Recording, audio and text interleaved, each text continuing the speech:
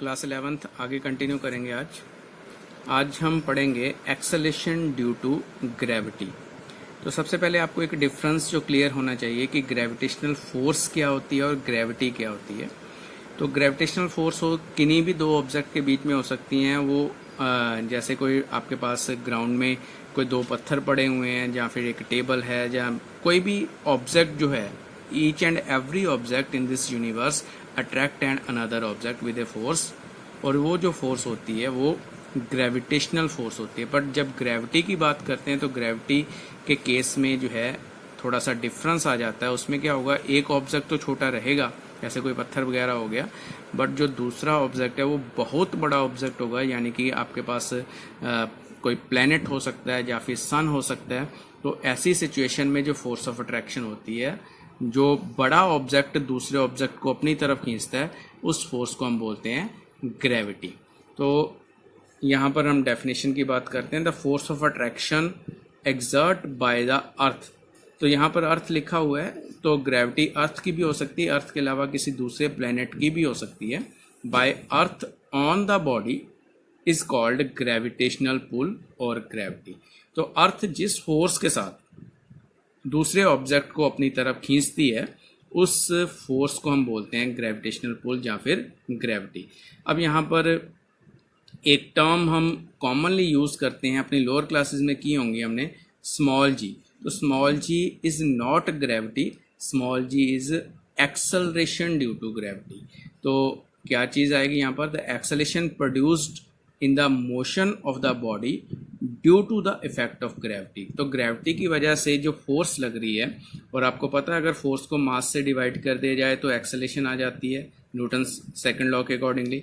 तो यहाँ पर जो एक्सेलरेशन ग्रेविटी की वजह से प्रोड्यूस होगी, उस एक्सेलरेशन को हम बोलते हैं एक्सेलरेशन ड्यू टू ग्रेविटी, और उस चीज़ को हम स्मॉल जी के साथ लिखते हैं। और इसकी वैल्यू कितनी होती है, ये भी आपने पहले पढ़ी हुई है। इसकी वैल्यू होती है 9.8 मीटर पर सेकेंड स्क्वायर। क्योंकि ये एक्सेलरेशन है तो यहाँ पर इसके जो यूनिट्स हैं वो भी आपके पास एक्सेलरेशन वाले ही होंगे।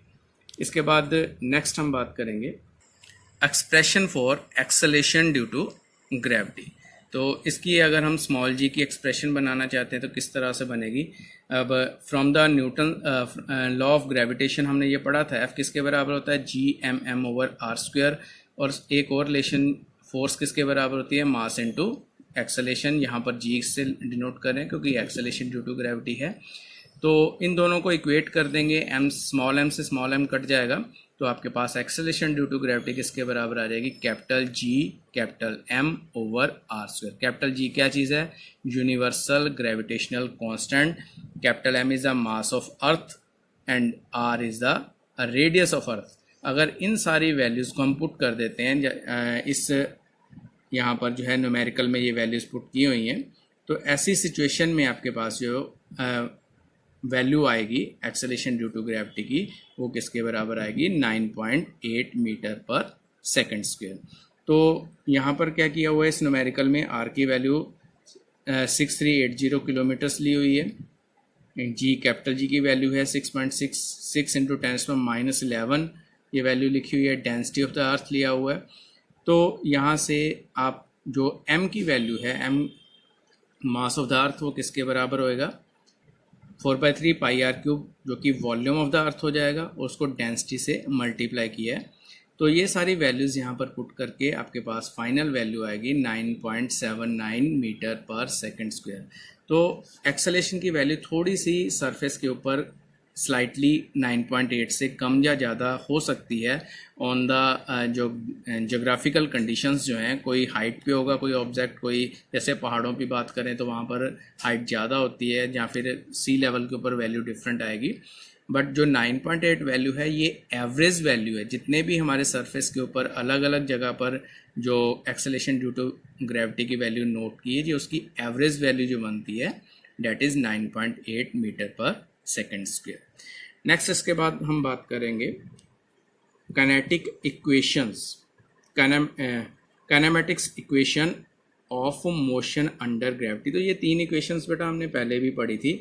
v is equal to u plus a t, s is equal to u t plus half a t square, v square minus u square is equal to 2as।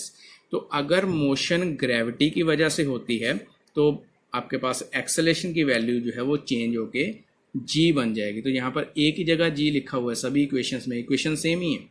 तो कभी भी मोशन अगर ग्रेविटी की वजह से हो रही है किसी ऑब्जेक्ट की, तो वहाँ पर आप एक्सेलेरेशन को जी के इक्वल लिखोगे और 9.8 उसकी वैल्यू लोगे। और इसी तरह से nth सेकंड में डिस्प्लेसमेंट वाला जो है वो भी एक्सप्रेशन था हमारे पास, वहाँ भी एक ही जगह हमने जी की वैल्यू नोट कर ली। तो बेटा आज अपने इतना पढ़ना है, इसके न्यूमेरिकल्स कुछ करेंगे हम अपनी नेक्स्ट क्लास में, और उसके बाद जो है ग्रेविटी की वैल्यू किस तरह से चेंज होती है अलग अलग सिचुएशंस में, उसके बारे में थोड़ा सा पढ़ेंगे।